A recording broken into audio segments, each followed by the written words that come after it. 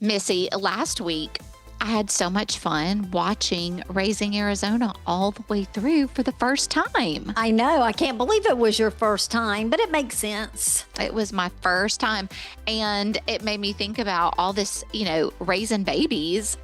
Now I have one that my oldest gone off to college.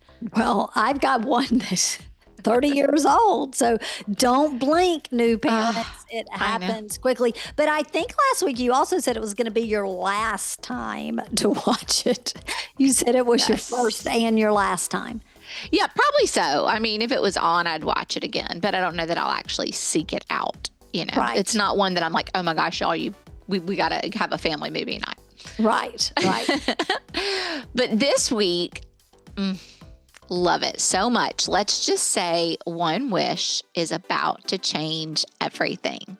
That's right. Our main character is going to go from the basketball court to the boardroom. This week, real fans, we are rewinding big. Yay! I'm Amanda. And I'm Missy. And this is Real Sisters Rewind. Join us as we go back to the 80s. Welcome to Real Sisters Rewind, Back to the 80s, a podcast for people who love movies and wish they were as good now as they were back then. If it's your first time joining us, we are sisters who love great films and think some of the very, very best are from the 80s decade. We are rewatching and reliving some of our best movie memories. I'm Amanda. And I'm Missy. And if you're enjoying this podcast, please give Real Sisters Rewind a 5-star rating on your podcast app. Write us a review and subscribe to help new people find the show. We're going to send out Real Sisters stickers for those 5-star reviews. So if you're leaving us a thumbs up type of review, take a screenshot and email us at hello@realsistersrewind.com so that we can make sure to get you one of our cool stickers. Yes, we love to send those out to y'all. All right, today we're talking about a feel-good favorite. I mean, who does not love this movie? Where one wish turns a kid's life upside down. And a mom's life. Yes, catapulting him into a world of grown-up responsibilities and childlike adventures. But Amanda, before we dive into this unforgettable story, let's set the scene and go back in time to what was happening in the world when Big hit theaters. And also, we'll share some fascinating facts about this larger-than-life classic. Big was released in theaters on June 3rd, 1988. I was 11 years old, just a few months shy of turning 12. So this was a summer release. We often, I feel like, get holiday and summer releases. Yeah, for sure. Well, those are big movie going times. I was 19, about to turn 20 that summer. Do you remember seeing it in theaters, sister? Or did you see it in theaters? I did see this in theaters. Okay. Yes, I did. Yeah. I don't remember who I was with, but I definitely saw it in the theater. Same. Me too. I know I saw it in the theater. I can see it like sitting there in my mind. On the big screen. Yeah. Mm-hmm. But I don't know who I was with. We might have been together. This really could have been one of those movies that we might have seen together. I know, because I think we're often thinking about going to movies with our friends, or like you with Chris, or, but we did go to the movies a lot. We've seen a lot of movies together. Yeah. So. I mean, it was such a huge part of our family life, even though so many of the ones we've covered, like we didn't probably go together with, we've watched most of them together. Oh, for point. sure. Yeah. For sure. But yeah, I did see it in theaters. Okay. Are you ready to hop into our pop culture spotlight when Big hit theaters? Yes. Okay. Are you going to kick us off? Yeah, I'll kick us off. All right. Excuse me, real fans. The number one song on the American Top 40 was One More Try by George Michael. Okay. I have something to say about music at this time. Okay. Now, I was in college I And don't, I mean, wait, how does One More Try go? I don't know. That's what I looked at the top 10 songs, and honestly, I can hardly tell you what the songs are. Like, Naughty Girls Need Love Too. Oh, I Samantha know that Fox. one. I I know that don't. one. Everything Your Heart Desires, Daryl Hall and John Oates. I don't like them. Like, I don't I recognize a don't lot of know. these I know. artists. I know. It's crazy. And I'm also kind of like, where are the like Poison and Bon Jovi and like Motley Crue? Like they were so popular at this time. So that number 10 song, Anything for You by I know Gloria, that is that one. Anything Yeah. for You? Okay, I like that song. But literally, that's the only one I would like take a chance and say, is this that song? And I guess being in college at that time, we listened to like college party music, and it wasn't, I guess, top 40. Which would be like what? I don't know. Well, that's why I'm kind of like, because I'm thinking, like I said, I'm thinking about like Bon Jovi, Motley Crue, like that kind of music was really popular at this time. Well, this was American Top 40. I know, but even with it being American Top 40, those kinds of songs were played on these stations. It wasn't like they were separate, like rock stations. Yeah, but I think they were have been on a separate countdown. They may have made that countdown some, but I disagree. I think that because they were always on SL 100 and Y104. Those were these stations. They were, but I'm not sure that Casey Kasem covered those quite as much. I don't know. We'll have to check and see, but I definitely don't know any of those. Well, yes, I feel like, when we were young and Dad would always like do riddle me this and riddle me that. It's like Pete and repeat. We're sitting on a log. Pete fell off, and who was left? Repeat. Pete and repeat. We're sitting on a log. Pete fell off, and who was left? Okay.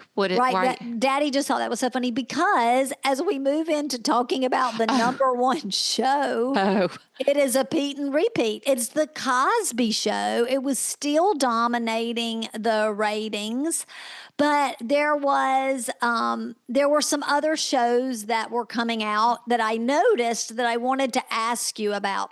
So some of the shows that were coming out about that time were Murder, She Wrote. Just stay here with me. You don't even know the point I'm going to make. Here we go. Okay. Murder, She Wrote. Murder, She Wrote. Magnum PI. Miami Vice. And then Night Court and Matlock. I'm wondering if these were the precursors to get us on the crime drama. Although we like true crime drama, maybe this was baby stepping our way into that. Maybe that's what fueled the fire, ignited that fire in us, for our generation, because we love it. We love us. And everybody I know loves it. Yeah. So maybe this is where that started. So sidebar, I'll just tell you this real quick. Okay. There's a new, it's not new anymore, but there is one on Hulu right now, Run, Don't Walk, Mr. and Mrs. Murder. True story, unbelievable that this happened. So if you haven't watched it, definitely go watch that. It's so good. It's so good. Okay, I also have a little story here. I see that Golden Girls is making their way in the high up in the TV ratings during this time. Oh, yeah. And Blanche and Sophia. I was recently on a work trip, and sometimes it's a little bit hard for me to fall asleep and when I'm my first night. And so I know the TV was on, and I noticed and it was only like 9:00. And I noticed that the Golden Girls were on for like several episodes in a row. Oh, I was yeah. like, perfect. I'm putting on the Golden Girls. Mm-hmm. And I thought that by 10:00 I would be asleep, right? Right. No. And I just kept on watching Golden Girls. Like I just couldn't quit. Like it was so dang funny. And what is even funnier is when you know the ages that those women were. I know. I mean, they were like my age. Right. Like they're close to my age for reals. I know. They look so old. I know. But I love that show. It is so funny, and the writing in it is so hysterical. And like, they are not afraid to I mean, I don't know. They're not afraid to be funny, and they're not worried about Who they're who offending. they're offending because Yeah. it's It's comedy. just comedy, right? Well, I have such vivid memories of after Daddy died, us like climbing up in Mom's bed with her at night, sometimes, and watching Golden Girls on that TV that was on top of the dresser. Yep. We'd Yep. watch Golden Girls and we'd laugh and laugh. It's such a good one. It is a It's good such a one. good one. Okay. So we always, let everybody know what's happening on People magazine. Yep. So at this time on newsstands, the cover of People magazine, oh my gosh. So I wanted to ask you about this because talking about true crime, I know. um, I wanted to ask you, first of all, I'm not sure how to pronounce it. The Winnetka. Winnetka school tragedy. And it says babysitter Lori Dan's descent into madness began long before she opened fire on a class of second graders. Her rampage shattered the calm and idyllic community where parents knew their children were safe. I don't know anything about this. I In didn't all either. of my true crime stories that I've listened to, I know. never heard this one. Never heard of it. First of all, it's a babysitter, which it makes it Right. intriguing. Second grade class, that's what I taught for 15 years. But what I found interesting when I saw that in the research was that I thought the first school shooting was in Pearl, Mississippi. Now, I know that Columbine is I the thought most Columbine famous. was. No, Pearl's was before that. There was a shooting at Pearl High School, just 20 minutes from where I live now. Yeah, I knew there was, but I didn't realize But it was this before. was in what did we? When was this movie come out? Did we say 88? Mm-hmm. So that had happened the end of school of 88, and Columbine and Pearl Were in the the 90s. 90s. So I thought that. I have never heard of this story. Yeah, Never heard of it. I hadn't either. And I listen to so many true crime podcasts that just like every episode's a different story. Like I've listened to hundreds of them. I know. I cannot believe I've never come across this. Well, you know what we need to do? We need to Google it, like Lori Dan, Winnetka school tragedy. There might be a movie or a report on it out there somewhere, and we could maybe watch it. Yeah, I got to know more about this because Yeah. I've never heard of it. Crazy. Okay, so on now to Do You Remember? And here's the question for the first one. Do you remember telethons? Not only do I remember them for like actual telethons, Right. but that was also always a storyline on TV shows. Like there would always be an episode I where always you're like think of Seinfeld. you're like running a telethon. They like on Yes. 90210, Seinfeld, like everything. There was always like an episode where you were like, I'm sure the Golden Girls have one. Where you're Probably like so. running the telethon. Oh, Well, yeah. that month that Big came out, it was the first Children's Miracle Network telethon, and it raised $590,000. So, yeah, it was a big deal. I can remember being a little girl and telethons coming on and like begging and crying for mom to call and let's give them money. I I wonder if people were a little skeptical about some of that then, because I can remember like mom hesitant to like let me call and give my allowance money, or probably it was so insignificant that she was like, baby girl, they're not gonna. Well, a couple things I'm thinking about. Number one, if anybody was skeptical, mom was, right? Oh, She's like, yeah. No. Yeah. But also, I just had this thought on a telethon. Like now you could be like, send it through Venmo or give your credit card. What would you do back then? Like give them a check number? Yes, you would pledge it and then you would send a check in the mail. Absolutely. So you could pledge it, but also not ever send anything. Yeah, I guess you could. That was probably me. Well, it's funny you say that, because something now that has just, there are still things that aren't telethons now. They're like commercials, like you said. But I have to tell you, the one that has gotten me so much lately was that Tunnel to Towers. Oh, And they make it so appealing because it's like 11.25 a month or something like that. And so I finally did it. It had been oh, like good for every time I would you. see it, I would be like, I need to do that. Yeah, I think I it's need to that's do that. And I did a it. really good And cause. Good so, for yeah, you. yeah. Good for you. My other funny just thought about telethons is, I mean, it's great, but it's also hysterical. Like, what an easy way to raise money. Let's just get on TV and ask people to pledge money. And remember, they'd have like stars entertaining in Yes. between, like, let's have Donnie and Marie come out and sing Or us that a would song. answer the And phones. right after their performance, they'll be answering phones on the telethon. Well, here is another do you remember? And I mean, I think these are still around maybe, but they were popular back in the day. Okay, let me hear it. The Shoney's Breakfast Bar. Oh, absolutely. Our senior year of high school, every Friday we drove. Like, I mean, I'm thinking now to drive from our old house to where the Shoney's Is was at over by least 30 minutes. 30 minutes. We would drive to the Shoney's breakfast bar and do breakfast. And girl, we thought it was the best thing ever. And Was it now when was I it think about gross? I mean, now when I think about it, I'm like, like gagging. I'm literally gagging. But yes, we thought it was the greatest. All the fresh fruit and the yogurts and all you The could eat fresh and the food, bread. Well, I don't know. the pancakes.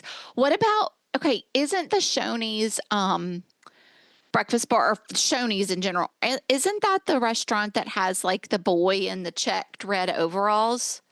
Well, Shoney's did have, they were called Shoney's Big Boy, but there was another like chain restaurant that had a big boy on it that wasn't Shoney's, but I don't know what it was. Because I used to have a piggy bank of that guy. Oh, did you? Yeah. Oh, did you now? Did Yeah. he get So bigger the more money no, I don't you think fed him? I don't think I ever put much in it. But yeah, I remember that. And I remember loving Shoney's too. Well, Remember it and was like had the glass like encased, like, do you know what I mean? Like the glass top. a sneeze guard. No. I mean, in the restroom, like in the restaurant where you would sit down, they had Oh, like that area where it was like glass and the window came down. It was almost like sitting in a oh, a cafe or something. yeah, sort of Yeah. like that. Well, back in the day, there was a time where like all of these bars, like all you can eat bars, were huge. Yeah. And I mean, there Wendy's used to are have still one. some racks. There was a Racks. racks in Hattiesburg. I loved that bar. Yep. But now the thought of an all you can eat bar, like they're still around at some places, like Yeah. Barn Hills and stuff like that. Oh yeah. Golden They Corral. yes, and they will not be sponsoring the show because I'm about to say something negative. Is it just they make me sick to think about. Well, Mom and Papa took Savannah and Madison to the Golden Corral when they were really little Uh huh. because they had never been and they really wanted to go. And they have a chocolate fountain there. Yeah. And they thought it was the coolest thing ever. Yeah. Well, I am not into No, bars. no, absolutely Okay, not. one more. Do you remember? Do you remember this little sports car? They only made it for 4 years. This was the last year. It was a Pontiac Fiero.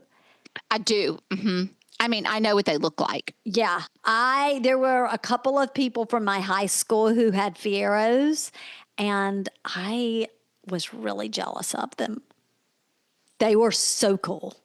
Well, I mean, you had the Coug. I had the Cougar, the Mercury Cougar. You had two, actually. Well, I did. I had one and The first one was silver. silver, and then the second one was a lemon. Was it? It, Oh, it yeah, was you said such a that. lemon. Yeah, It was a lemon. It was navy blue. Yeah, it was. All right, I know because I changed in it in the back many a times in like Yes, you 100 did. degree As weather. I was carrying your little behind to different places running you after school, because if mama's paying for the car and the gas, she's telling big sister what to do. That's right, And I girl. loved every minute of it. That's right. Okay. Are you ready to talk about this movie? Let's do it. I'm so excited. Okay. So the writers are Gary Ross and Ann Spielberg. And if you're wondering, it is his sister, meaning the Steven Spielberg. And he actually almost directed the film, but he was sweet and he didn't want to steal the thunder from his sister. I love that. Co-written the script because it would have overshadowed. And it probably would her. have, especially with such a big, look what I did there. Such a what a recognizable and just, well-loved film this became. His name would have definitely overshadowed that. Oh, yeah. Well, it was directed by Penny Marshall, a.k.a. Laverne of Laverne and Shirley. And she actually became the first first female director to have a film gross over $100 million at the box office. Oh, amazing. Do you remember Laverne and Shirley or not at all? Laverne and Shirley and I didn't like Days? it. I didn't like it. I didn't like either one of them. Lenny and Squiggy and Laverne and Shirley. Yeah. Lavizo.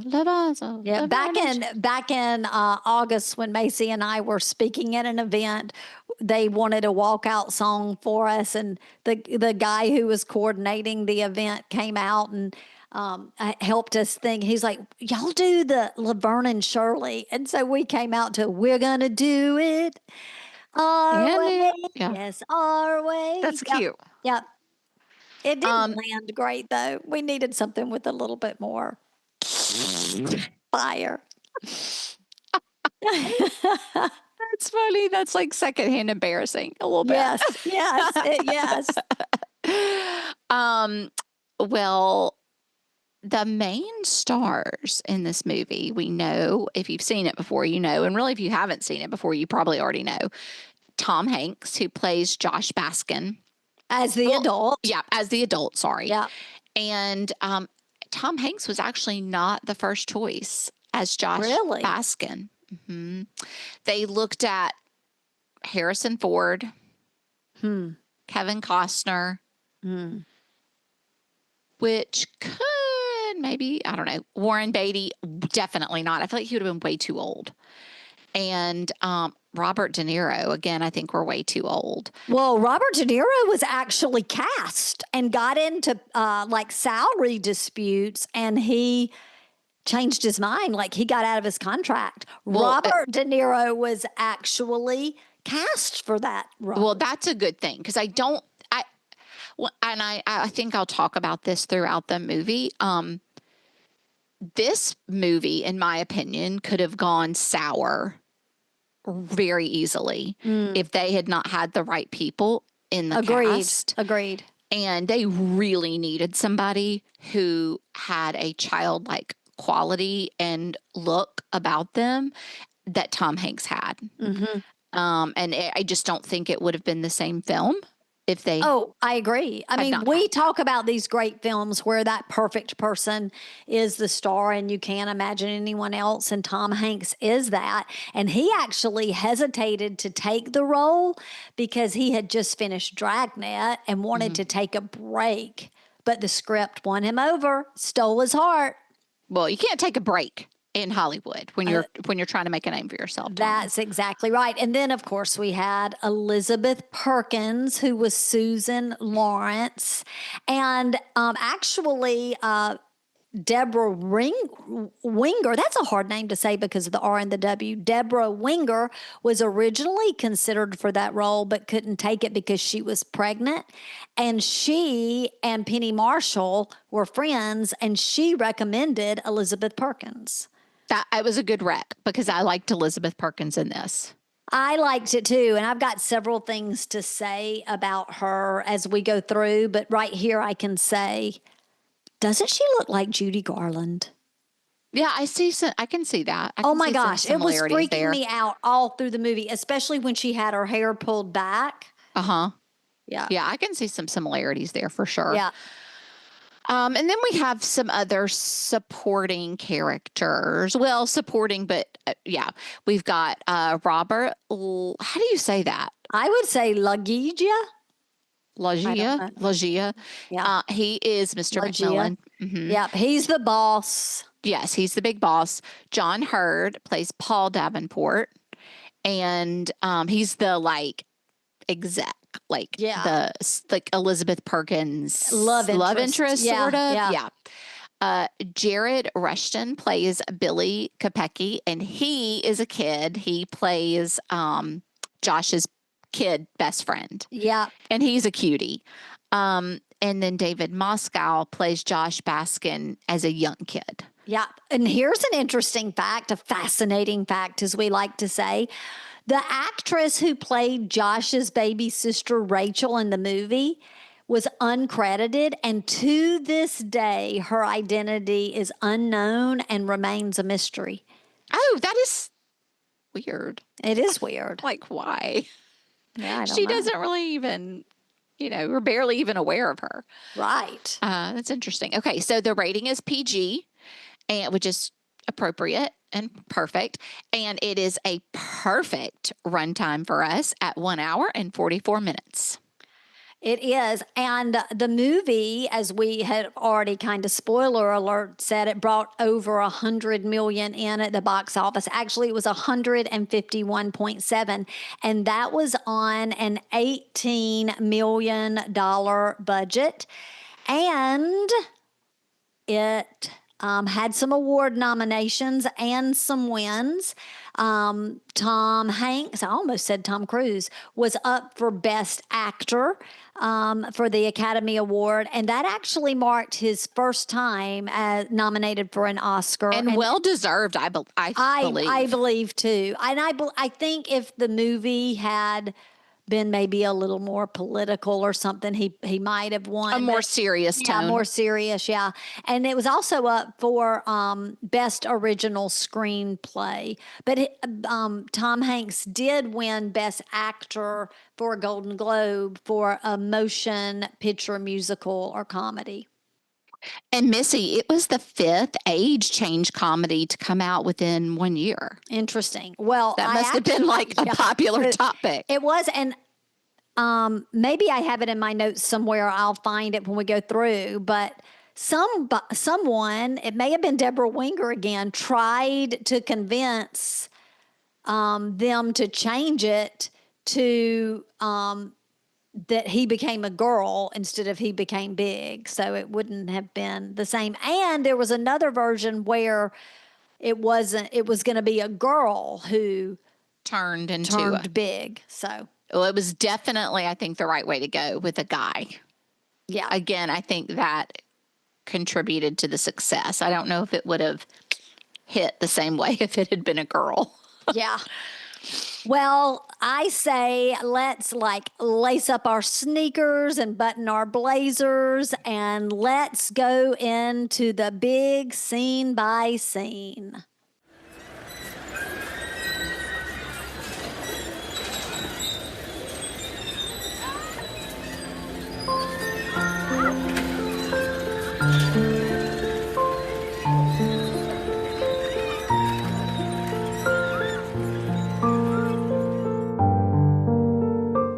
So when we open up, we see Josh, who is a 12-year-old boy in New Jersey. And he and his friend Billy are hanging out, and they're just doing things that 12-year-olds do, right? Yes.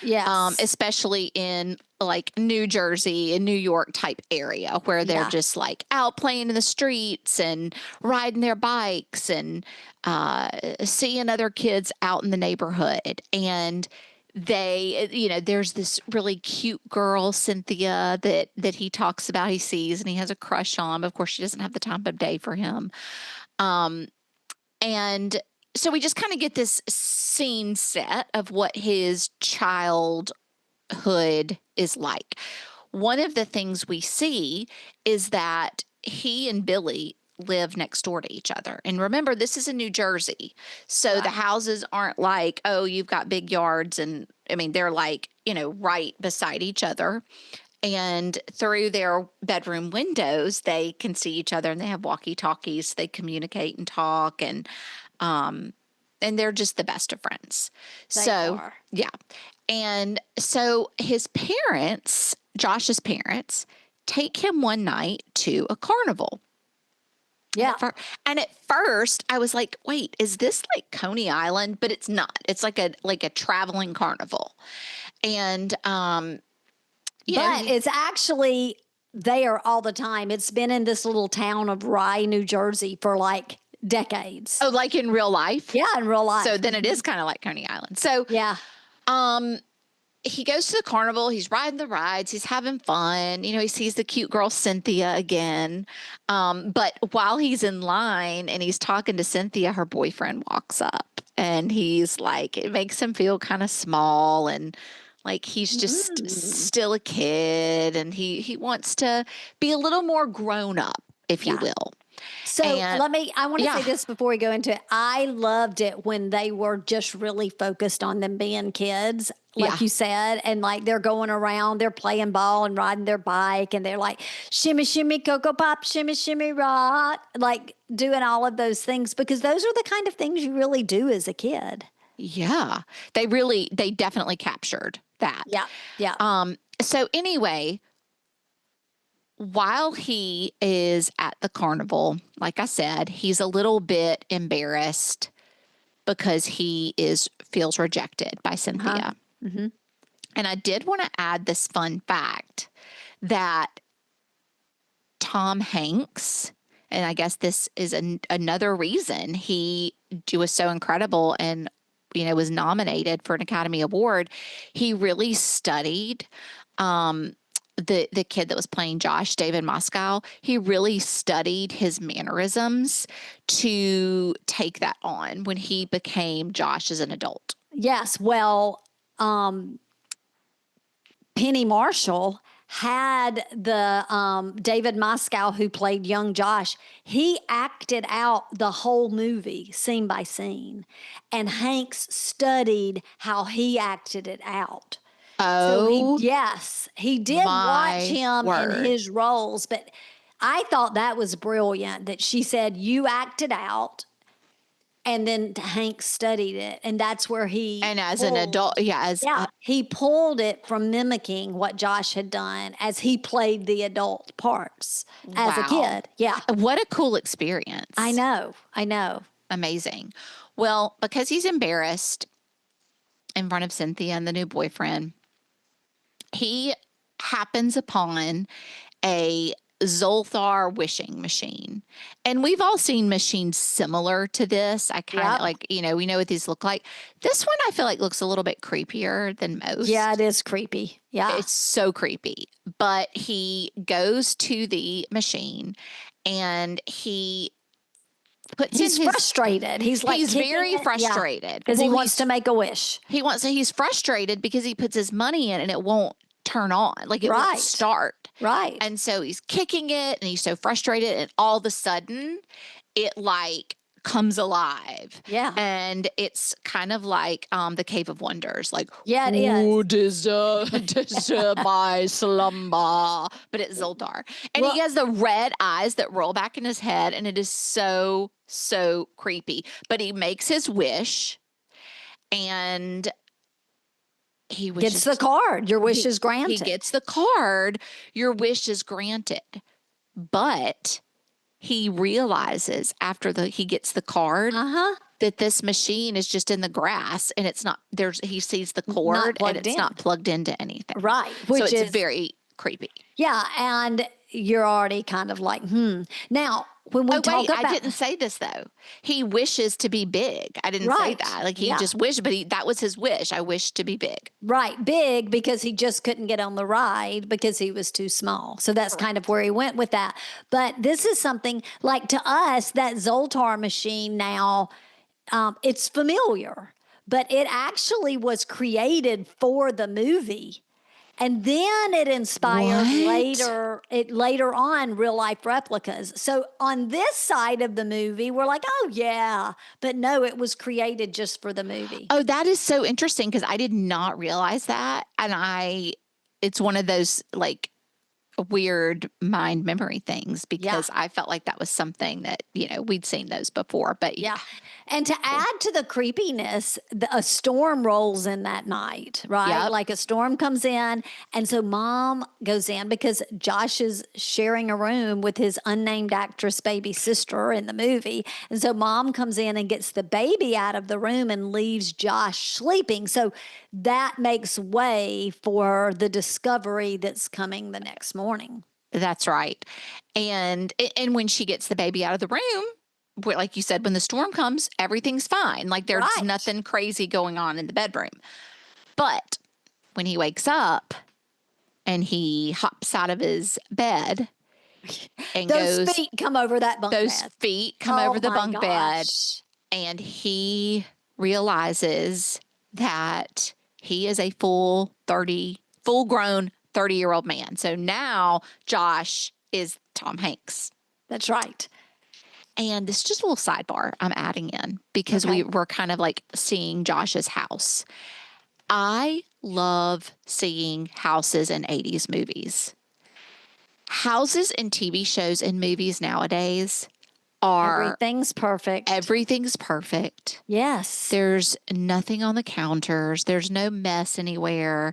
It's so just perfect, and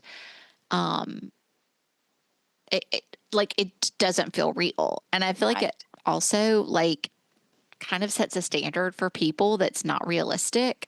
Like when we look at this house, it feels like a home. Yeah, you're right. And I feel like 80s houses, like you see, the floral couch with the blanket thrown over it, or, there's stuff all over the counter in the kitchen, and not everything matches perfectly. Right. And there's mixed match furniture, and it just warms my heart. And I feel like the TV shows were that way too. Yeah. And you're exactly right. I love that so much because we weren't, of course, that was before social media, and we weren't looking at inside everyone's homes all the time. Yeah.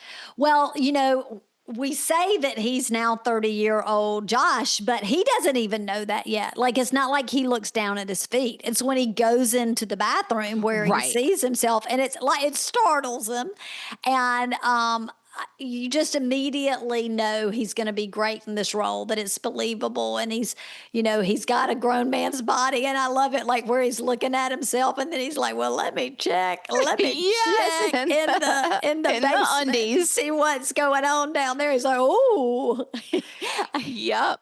Yeah. Like in his face, his expressions in the mirror, like you said, you are immediately sold that this is a little boy. You believe in a grown man's body. You do. You believe it. And this, like I said, would have never worked if you did not believe it in that moment. That's right. It would have just been one of those other change of age movies. How many did you say there were? 5? Yeah. It would have been weird.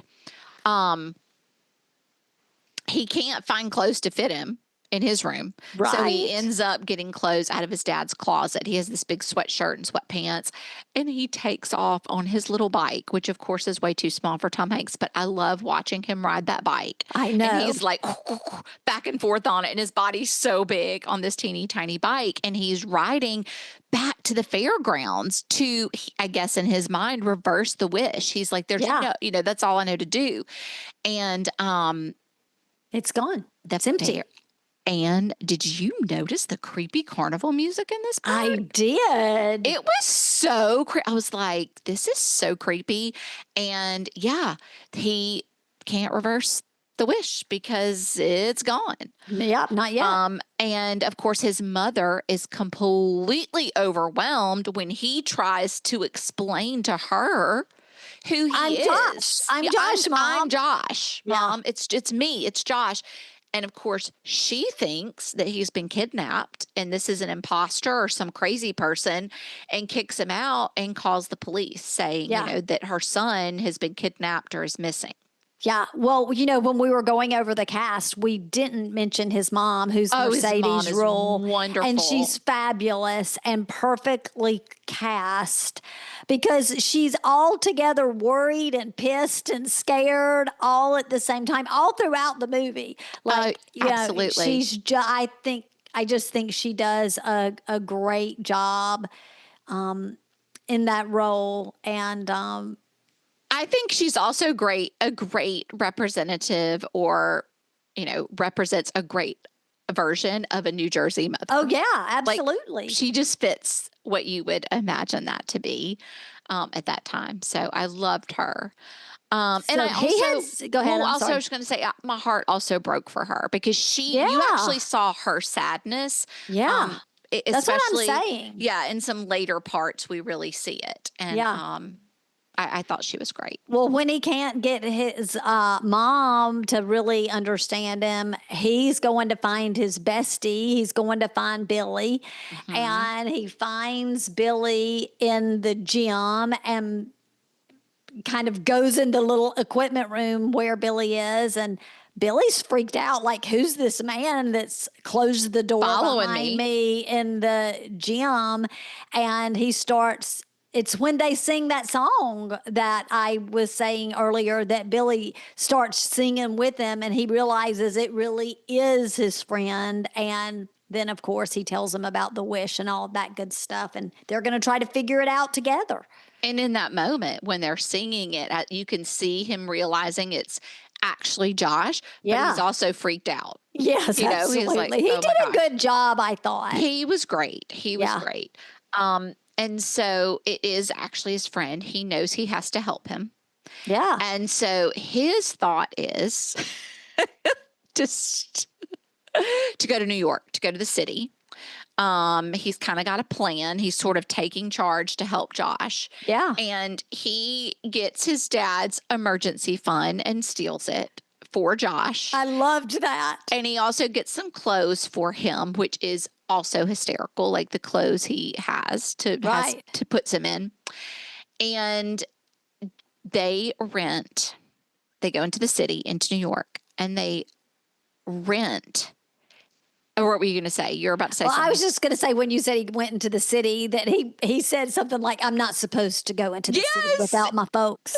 Yes. I love that part. He talks about going to New York and he's like, oh, you know what? And that reminds me, and there's a couple of places in here where it also reminds me of almost like a Forrest Gump type of, this is probably why he Yeah. was so good as Forrest Gump, because of Yeah, that, like, for sure. immature, like sort of immature Yeah. mindset. But anyway, yeah, I'm not supposed to go to the city without my folks. But he goes to New York and they rent a really, really cheap hotel I mean, room. not just cheap, nasty, It's gross, nasty, scary. scary. Yes. Yes. It's called the St. James Hotel, and it is super sketch. It's so sketch that they even have to give a $10 deposit for the sheets. I mean, it is bad. It is Really bad. bad. And Josh doesn't want to stay there by himself. He's hearing terrified. gunshots, and so he like pushes the dresser against the door. He's terrified. He's like basically crying himself to sleep. Yeah, and his body language and physical acting is so spot on. Just like you said, him studying um, David Moscow's, part when he did it. It just it's perfect. It's so spot on. So of course, but he doesn't want Billy to leave. But Billy's like, I Right. gotta go. I will I'll be come back. back tomorrow after school, or I'll skip school, whatever. I'm coming back tomorrow. So Billy comes back, and they do, they have talked about he's going to have to get a job, but they also are trying to figure out, how could they get, how they've got to find the Zoltar machine is Right. what this is boiling down to. So they go And like to the city office, right, and request info, but they won't have the info about where that carnival's going for, what was it, 6 weeks? 6 weeks. 6 And it weeks. was such a typical Oh, yes. state, Exchange.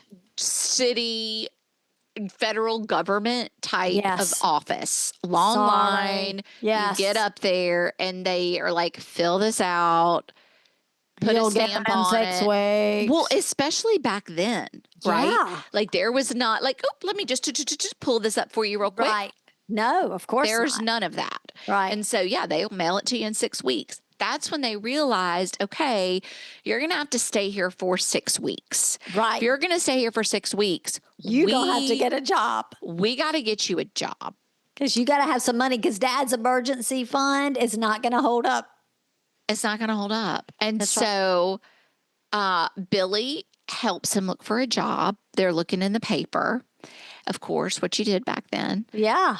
And they happen upon a quote unquote computer job at Macmillan Toys, which they are both so excited about. Thrilled. It's a toy store job. And it's computers, which we also saw when Josh was still a child.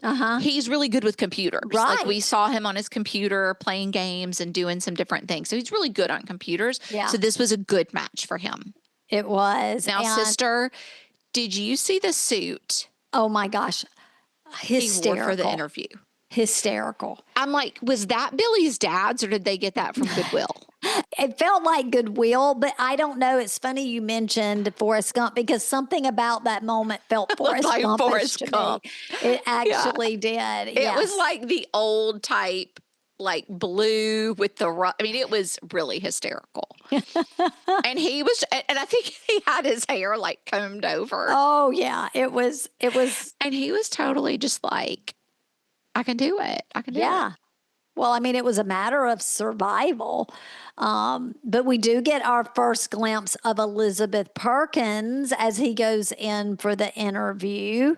And this is one of the things I was going to say. And I don't know if you noticed this, but Chris has said it before. This is one of Chris's favorite movies, and we've watched it several times together. When you first see Elizabeth Perkins, although I do think she looks like Judy Garland even then, she has I'm just going to say it, even though this is rated a PG podcast. She has like this bitch face look. Like you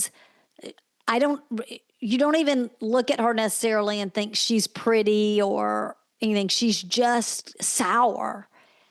Like a resting bitch face? Yes. But as the movie goes on, she softens. And I think that's such a huge part of the movie and us accepting her. It's like he's brought out the softer side of her, which I know I'm way ahead of myself, but talking about the first glimpse of her. Totally. I could not agree more. Yeah, and I think we see it in her costume. Oh, yeah. Costume choices as well. Absolutely.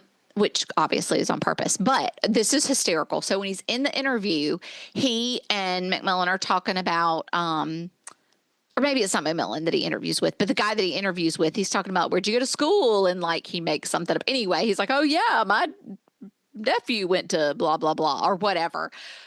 And the guy says, did you pledge? Talking about a fraternity. And he said, yes, every morning. That was so funny. I loved that. But anyway, he gets the job. And so he's starting his fully adult life, kind of. Sort of, because he still just acts like a big kid. Yeah. It's so funny. So he starts in this little cubicle. And he is really productive and good at what he's doing. It's something on computers and I don't know what. Right. But the guy beside him, do you recognize the guy beside him? I do. What's his name? John Lovitz. John Lovitz. Yes, thank you. John Lovitz is the guy in the cubicle beside him, and he's not as productive. And he definitely wants Josh to be less productive. Yeah, he's like, hey, slow it down over there. You're making us all look bad. And I think it's just entering invoices. I mean, that's what it looked like. Yeah, and he's just like, and totally turning it out. That's right. And so this is also about the time when it's so funny because he's on the way to the copy room and he runs into the three bigwigs. Susan, which is Elizabeth Perkins, John Hurd, I can't think of his name in this, and then Macmillan. And they all run into each other. And the reason I point this out is because he like gets this uncomfortable glimpse at Elizabeth Perkins, at Susan's bra. Yes. And his reaction is so funny because remember, he's like a what? 13-year-old little boy. Yes. And it's just so funny. And again, like this movie could have gone so sideways. Yeah. And people could have been like, absolutely gross. No.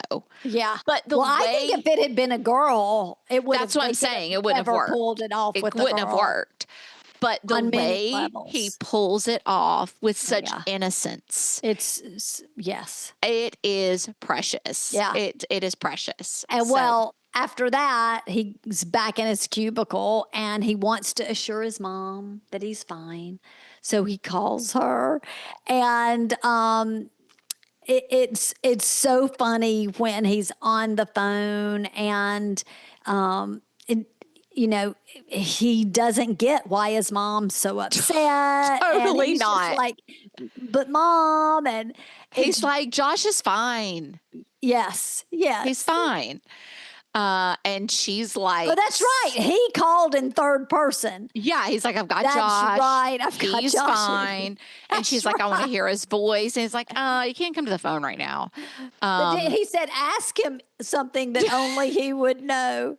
And she asked him a question, something about a song that she used to sing when he was a little boy. And he said, could you maybe think of something else? Ask a different question. Couldn't remember. He didn't know what it was. That made me think of Elf when he asked, he asked Santa, what did I sing you at your birthday? And he's like, happy birthday, of course. And he's like, oh. Well, he's worked for a week, Amanda, and it's payday. And he gets a big $187 check, and he and Billy freak out, and they go to the bank to cash it, and it is big money. FYI, in today's world, that would be almost $500. That is big money. It is big money, especially to a 13-year-old little boy. Now that he realizes he's making this big money. That's right. I mean, because he gets the check and he's like, what? I know. He freaks out. Is so excited. He's starting to get used to living in this rented room, right? He's going to get the hell out of that hellhole he was in, though. Yeah. He has got his still in the cheapy hotel, right. But he's got his junk food, tons of junk food, and watching music videos and just doing whatever they want. Billy comes over, they buy silly string, they eat whatever they want, they do whatever they want, and they are just living the life. Yeah. Having the best time. That's right. So enters FAO Schwarz. So one day, I think it's a weekend, he's wandering around the city. And he goes into FAO Schwarz to look around. And I have to interrupt you because when I first saw this, I had never been to New York. That's not true. I actually had been to New York when I saw this with USM when they went to the MIT tournament. NIT. NIT. Well, I'm not a sports girl. But yes, NIT. And you had been as well. But I don't remember knowing that much about FAO Schwarz, but man, when they show that on this movie, it's like a wonderland, even for somebody who was almost 20, and I'm like, oh, that store is fabulous. Sorry, I didn't mean to interrupt. No, you're like, that looks really fun. Yeah. And I think it did boost FAO Schwarz. Oh, for sure it did. It was a place people wanted to visit. So he's running around the store like a 13-year-old, playing like a 13-year-old would. He's playing laser tag with a kid and just having the best time when he runs into Mr. McMillan. Mr. McMillan. Yeah, it's while he's playing laser tag. And he's like, hey, don't you work for me? Yeah. Yeah, exactly. And he asked him if he's there with his kids. She's like, no, sir. So they start walking around the store and just in conversation, McMillan's asking him, or actually, I think he offers up like some things about some of the different toys that, that impresses McMillan. Like he's so insightful about these toys. Right. Because, of Yes. course, he's a 13-year-old. Because he's like, oh, this would be so much better if blah, blah, blah, blah, Right. blah, or whatever. So as they talk and walk through the store, it leads us to the iconic scene that even if you've never seen this movie, if you see this, you know what movie it is. You know it's big. It's on any 80s montage, this is on there. Oh, yeah, 80s it is. movie montage, this is on there. And it's where they have the giant piano on the floor in FAO Schwarz. And he hops on and they start playing with their feet, of course, and they play Heart and Soul and then Chopsticks. Yes. Well, it is iconic. It was amazing to watch. They did it in one take and they insisted on no body doubles. They wanted to do it. They did it. And it amazes me to know that they did it in one take. Yeah, that's crazy. Yeah. That is crazy. And I wonder how many people tried to do it after seeing this movie. Oh, it's one of those kind of things that you see on a movie and you're in a place and you've got to try it. There's no telling how many people have gone into FAO Schwarz to do it. Well, the person who created a walking piano was Remo Saraceni. And he actually, for the movie, created one that was bigger than the original version. It was 16 feet long. Okay. And after the movie, there were more requests for that size. And so he started creating them and they sold for $15,000. $15,000? $15,000. Mm-hmm. That's right. Oh my gosh. I would have never guessed that. Well, good for him. Good for him. So now that he's had this experience in the toy store with Macmillan's thinks he is some sort of genius. Toy guru genius. Toy guru. So he has promoted him to VP, Vice President of Product Development. And he brings fresh ideas, or this is what he says, that he brings fresh ideas rooted in fun and play. But some of the coworkers don't like it so much, like Paul Davenport. That's John Hurd's character, Paul Davenport. And he thinks Josh is very sus. He's like, something's not right here. Yeah, Susan agrees. She's like, she's smoking her cigarette in that office. Oh my gosh. She's like, he's been promoted to VP of product development and they are not happy. They're not happy. And isn't it funny how much smoking Susan does in this movie? That would not be a thing now. Oh, no. But it was nothing at that. It was nothing, but it's another thing that evolves because you see her smoking at the beginning, but by the end of the movie, it's not like as she's dropping him off, she's out there smoking. That actually seems to evolve as well. Yeah. Yeah, I agree. Now that you say that, you're right. So they're kind of like, what in the world's going on here? But it's so funny because now Josh has this office and there's toys everywhere and he's getting paid more money. And so Billy is coming over to New Jersey every chance he can get after school into his VP office that, by the way, on the door, it's like, do not enter. Yes. And it's made out of magic marker. It's like a little boy's door, do not enter. Oh, yeah. It's so cute. And so Billy just can't get over it. He cannot get over that, this is his office and they just play. They play in there. They have the best time. But don't they also, when he gets this job, that's when they go and get the new apartment with all it's like, I really am not just cleaning up the hellhole hotel. We're getting out of here. They go and get fancy new apartment. An amazing apartment. I mean, literally, and the real estate agent, I don't remember, tells him how much it is. And Billy's like, we'll take it. Yes. And it's this huge, and it's corner apartment with these huge windows. It's gorgeous. Let's be real.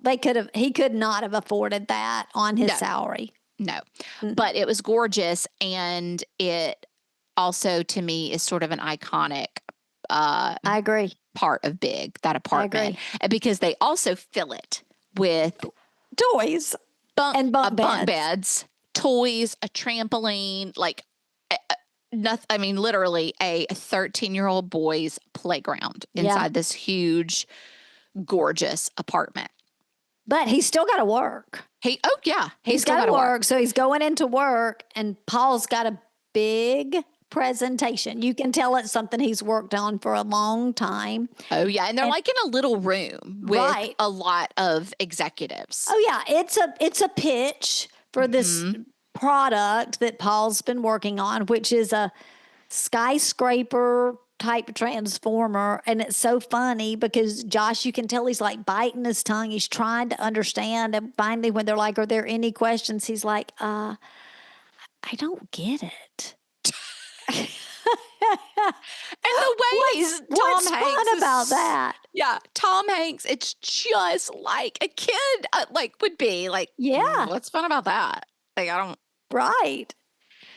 And Paul is pissed. Like, he's very, very put out. This is the big product launch he's been working on. I mean, everybody is like, what, are you crazy? And he's like, well, I mean, like you said, he's like, I just don't really get what's fun about this. And then he's like, well, what do you mean? And he sort of revises this idea of having, I don't remember what it is, but it's like, it's building that turns into a robot that turns it. I don't know. There's some, he changes, he revises the idea. He changes it from a building to like a motorcycle that changes into a robot. Yeah. Or something. Yeah. And explains why this would be so much more fun, right? Because if it just turned like, he's like, who wants to just play with a building? Like that's not fun. Right. So Macmillan loves it.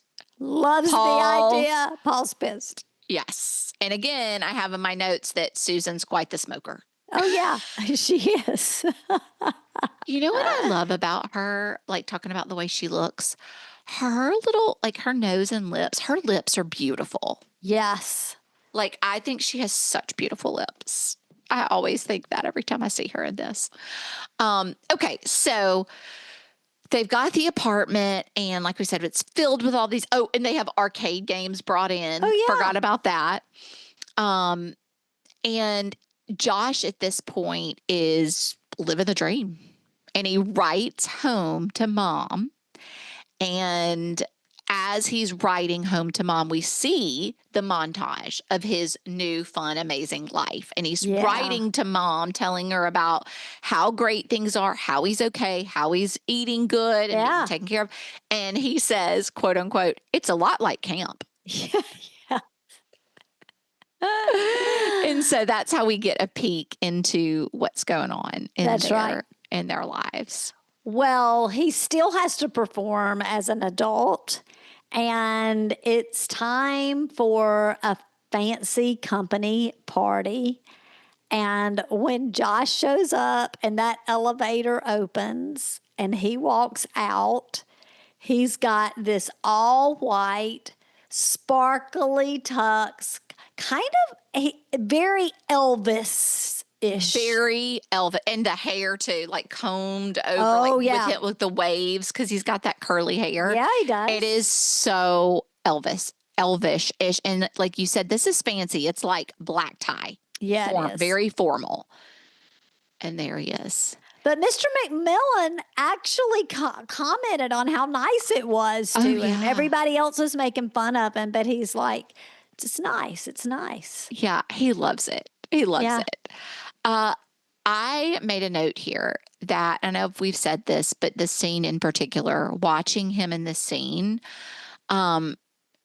again, you feel so much like you're watching a 13-year-old boy at this party, just like doing whatever he wants to do. 1000%. He's eating the little vegetable baby corn, like a corn on the cob. And who doesn't do that now since that movie? It's hysterical. We all do. By the way, that was improvised. I believe it. Script, yeah. Well, I believe it. I mean, and he's just like, grabbing food. And it's just, it's just like a 13-year-old boy who's never been to a formal party and there's no parents That's there right. to tell him to stop. That's So exactly right. does He's it. just tasting and eating. And Susan's watching him. And then Paul is over there getting drunk and she's getting aggravated at Paul. And like you said, she's watching him and it's like, what's going on with this guy? And so she goes over there and she talks about, what did she say? Baby beluga or whatever, the caviar. Yes, they're going to have caviar. And he tastes that caviar and can't get it off of his tongue fast enough. He takes the napkin and is wiping and scraping the caviar off his tongue. And he's like choking on it. That's famous. That's another famous scene. Yeah, where he's like, blah, blah, blah, blah. It's definitely another famous He's one. like, can I have some water? Yeah, because he's not thinking about drinking, which is hysterical. Everybody else is having champagne. Yeah. So she, after this happens, she's like, let's get out of here. Yeah. You want to get out of here? Yeah. And so they leave together and in a limo. She takes him out to the limo and he says, this is the coolest thing I've ever seen. Thing ever. I know it. And that's one of the scenes where I really think he nails it, what a kid would do. Because that's what I did the first time I was in a limo. Yeah. Yeah. And he's like, is this yours? And again, he's a 13-year-old boy in the limo looking at her as an adult woman. Right. And he is 13. He's not. Right. He's not going, look at this hot, beautiful woman. No, because he's not even dreaming that would be a thing. He's playing with the windows and the locks. And he is just, and the sunroof's open. He's like, hey, come up here with me. And they were riding through with the sunroof open. And she's trying to talk to him the whole time, like an adult conversation while she's smoking it up. Smoking in the limo. It's disgusting. Yeah, it is disgusting. They do end up going by and getting fries and milkshakes. And like you said, she's trying to be serious and like talking to him about the company. And he is just chowing down on his fries and slurping up his milkshake. Yeah. And it's really funny. Yeah. It's a really funny scene. And so as they get to his apartment, or he's like, oh, they drive by and he's like, oh, there's my apartment. Yeah. And says, you want to see it? And she's like, sure. So limo backs up and they go to his apartment. Yeah. And go ahead and tell us. I was just going to say, as they head up to the apartment, as he's unlocking his door, he says something about she says something about spending the night. Like, I don't know if we should spend the night. Right. I don't know if we should do this. And he's like, you mean spend the night? You mean sleep over? Yeah. And he's like, cool, I get the top. Yes. And when they open that door 100%. and she looks at this apartment, she's thinking, what kind of man-child is this? Right? What have I got myself into? I actually also always loved this scene. I loved her. I loved that dress she had on, especially for this being 80s, because you don't always love the 80s looks. But I loved her. I thought she looked really pretty in the scene with her hair pulled back, like half up, half down. And she had that pretty, like, velvety black dress on. And Judy Garland. I really loved it. So he gets her into, playing with some of the toys, and he wants to get her up on the trampoline, and she's very hesitant. But she does it. She starts jumping. He pulls her up, fun. And they have so much fun. And this when I think of the apartment is that iconic shot, because it goes outside of the apartment and you can see inside and you can see them and that dress she's wearing and you can see them jumping up and down and just laughing and have a good time on the trampoline. And I love that part. Well, they get on their PJs, or he gets on his PJs, hops on the top bunk. He gives her like a jersey, and she's really confused, like, oh, he really is getting on the top bunk. She's not used to that. And he leans over the top bunk and he gives her the glow in the dark compass ring so you don't get lost. And it's so sweet. And that's like the moment where you feel a shift in her. Yeah. I think you feel a shift right there. I agree. I also want to say it's so funny that when he comes out of the bathroom from brushing his teeth, she's already on the bottom bunk in the bed. Right. And he does not even hesitate. She's like laying there kind of, like, oh. And Sultry. like you said, he just jumps up on top of the bunk. Like he doesn't even recognize it. And No, that's he just doesn't. what the hell? Yeah. Well, I found it when I was doing research that Elizabeth Perkins said, like, the romantic scenes, like, I guess that was probably like the first one where it's beginning to become romantic, where you would imagine that a man and woman of their ages would have romantic thoughts, etc. But that all of that was very awkward to her because Hanks was such the 13-year-old, and it made them it just made it very awkward for her. I can imagine, which again, this a reason I don't think this would have worked if it had been a girl. Absolutely not. It would not have. Yeah, you're right. That's interesting. That's interesting. They did an amazing job with developing their characters because his character changes a little bit too. Yeah. As these weeks go by. Remember, we have a 6-week time period. That's right. So the next morning, it cuts to Susan and Paul on the way to work. They're in the car and they're arguing. And I guess Paul is really frustrated because he knows that Susan left with him last night. And Paul challenges Josh to a game of wall ball. So they that was hysterical. Yes. Go out on the court to play wall ball. And he's oblivious. He's just like, okay, like it's so. Let's go play. Yeah, it reminds me of like a Elf or Forrest Gump mentality. Oh, like, yeah, for sure. Okay, sure. Let's go play some wall ball. Sounds good. Yeah. Also, did you notice it was so funny to me looking at Josh's outfit? He was totally wearing jams. Like Paul had on like athletic shorts and a shirt. Josh was wearing jams. I didn't notice that, but that's it's funny. It was funny. But of course, during the wall ball, a fight, a scuffle.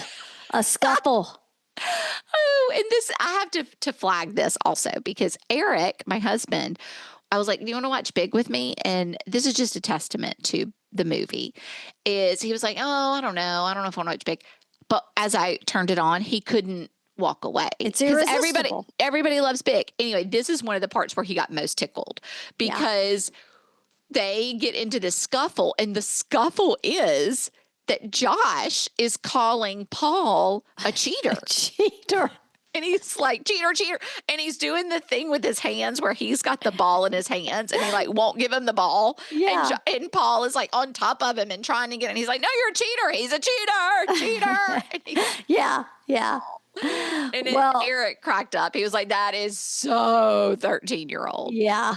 Well, the scuffle leads to Josh needing a little patch up, a little Band-Aid. And so Susan is getting him all fixed up. And that's when we see like the softer side of her continue to emerge. Like I felt it from the ring, right? From the compass ring.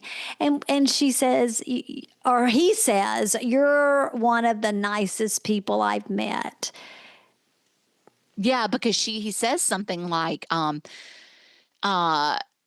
she says something about not being good or something, a good person. And he says, oh, that's not true. You're one of the nicest people I've met. Yeah, and then she kisses him on the cheek and he smiles. It's just a sweet moment. It's sweet. And I like this scene because it's a very like, almost motherly. Yes. Like nurturing. Yes. Moment. I really But like I think that's one of the things that kind of breaks her hardness. Yes, for sure. Right. Yeah. Mm-hmm. So at this time, Paul and Susan just break up and she tells Paul that Josh is a real grown-up. Yes, which is such irony. It's so funny. So now we cut to Billy taking Josh out for his birthday. They're at an Italian restaurant. Yes. And they're, stuffing their faces and having a good time. And after dinner, Billy wants to go do some fun stuff. But Josh can't because he's going to meet Susan. Susan. Mm-hmm. Yeah. and Billy's hurt. He's a little bit like, Well, dude, what? he feels like he's left out.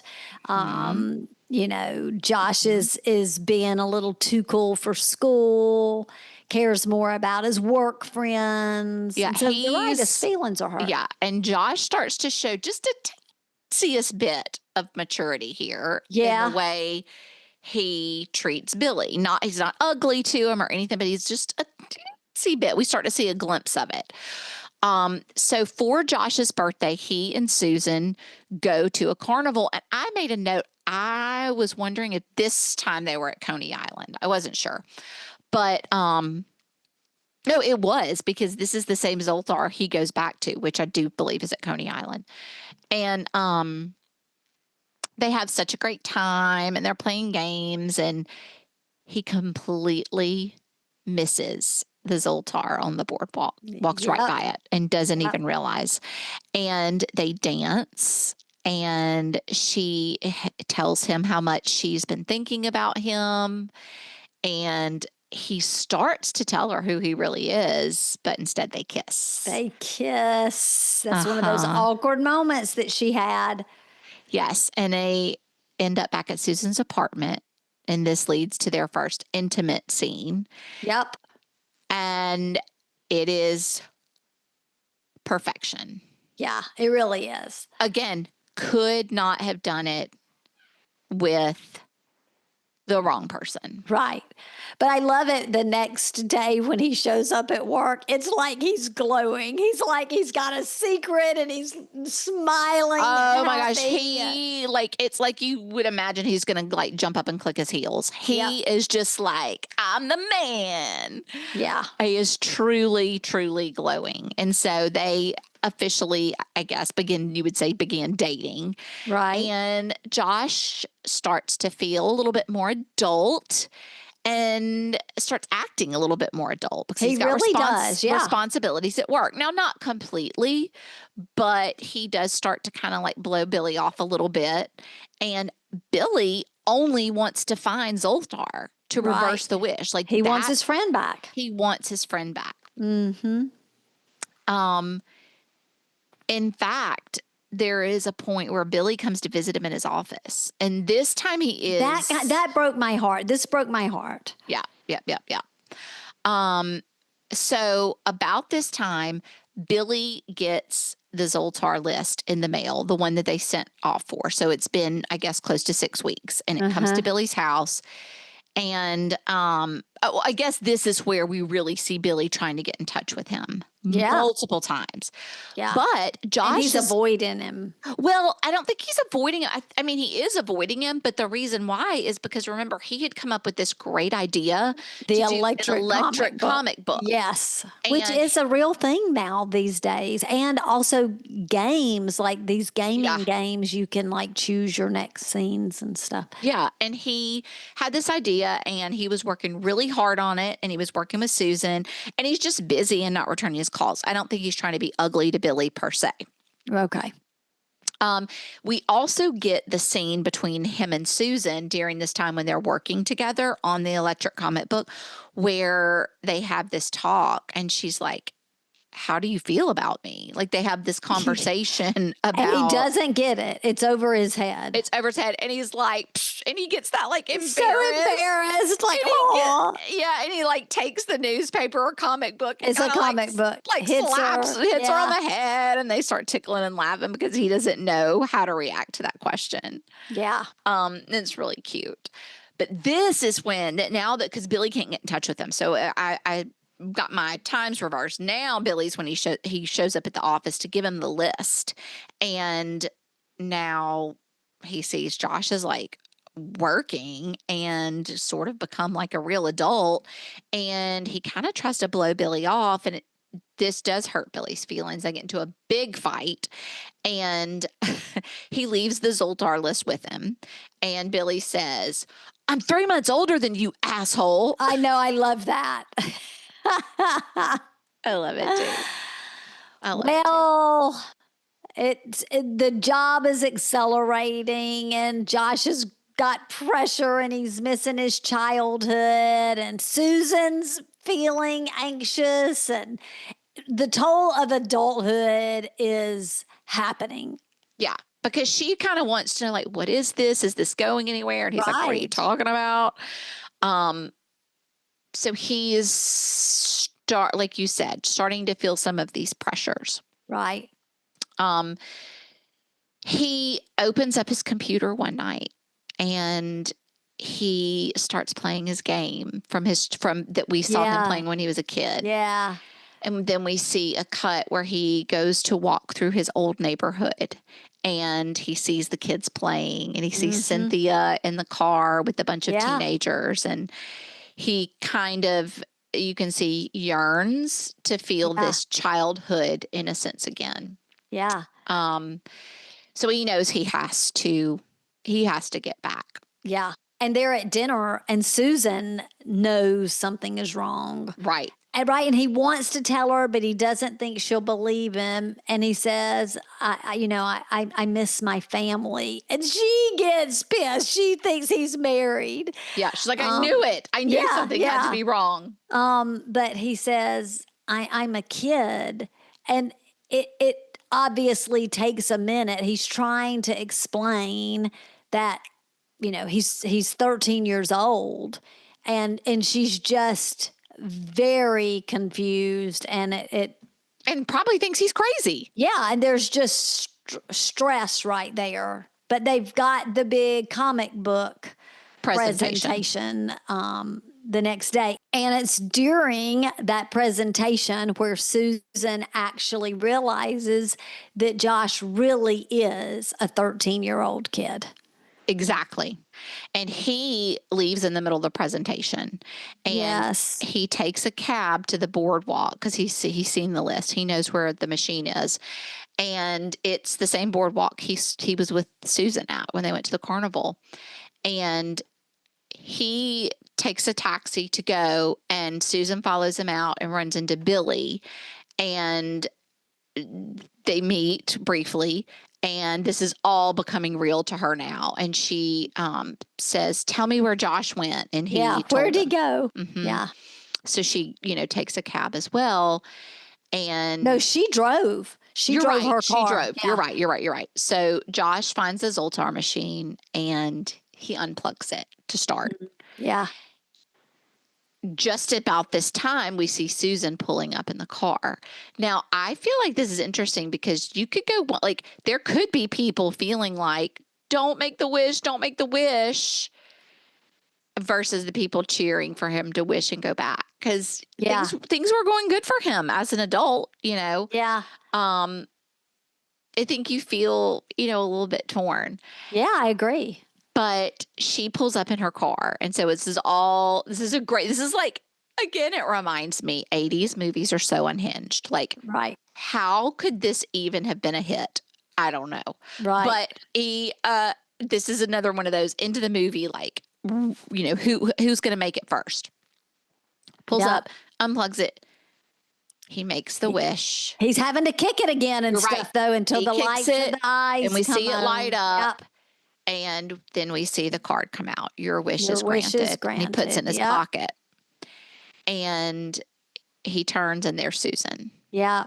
And they walk she over. sees the card, your wish is granted. Mm-hmm. And she's a believer now in that this has all happened. And they talk about it and he tells her that she would be his only reason to stay, which was so sweet. It was so sweet. He was like, I've thought about it, and this when you do a pros and cons list, you're the one reason. And it all makes sense to her now. Like everything of the way he's acted and his innocence and childlike wonder is just, it all makes sense. And Susan actually drives him back to his neighborhood. And she's like, so this is it. And he's like, yeah, that's my house up there. And he's still big Josh at this time. Yeah. And he leans in to tell her goodbye. And we feel like he's leaning in for a kiss, but she gently kisses him on the forehead. And it's so sweet. It is so sweet. They did do a take where they kissed on the lips. but it didn't fly. And so they went with the one that was on his head. Because now she knows, right? Like before she didn't know. Exactly. But now she knows. So it makes a lot more sense. And I think this makes us also, I think we're endeared to Susan. Yeah, also, for at sure. this point. So he walks away and he looks back and waves. And then when she looks back up, she sees a 13-year-old boy walking in an oversized suit. It's so sweet. It is. And he still has like that sad look on his face, but seeing that it's easier for her to leave. Yeah. He turns around and they see each other, and we hear his mom so overjoyed. Oh, yes. Josh, screaming. She's so excited that her Josh is home. And then we get, I love a good epilogue. We get a little ending. So we see that young Josh is back in New Jersey. He and, Billy and his family, all things are good. Yep. Things have returned to normalcy. But he has this newfound wisdom and appreciation for his childhood. Yeah. Well, a final fascinating fact is that the original ending had Josh and Susan meeting again as kids, but they didn't keep it because they wanted it to have kind of that more bittersweet, open-ended ending. And I feel like it was a great ending. I wouldn't have liked it the other way. Yeah. Me too. Such a sweet, sweet movie that, like, if I had just read that as a script, I would have been like, ew, no. Yeah. They definitely had to bring the heart to it. Mm-hmm. And they did. They did. It's so funny too. It's so funny. So, sister, what do you think? Does it measure up?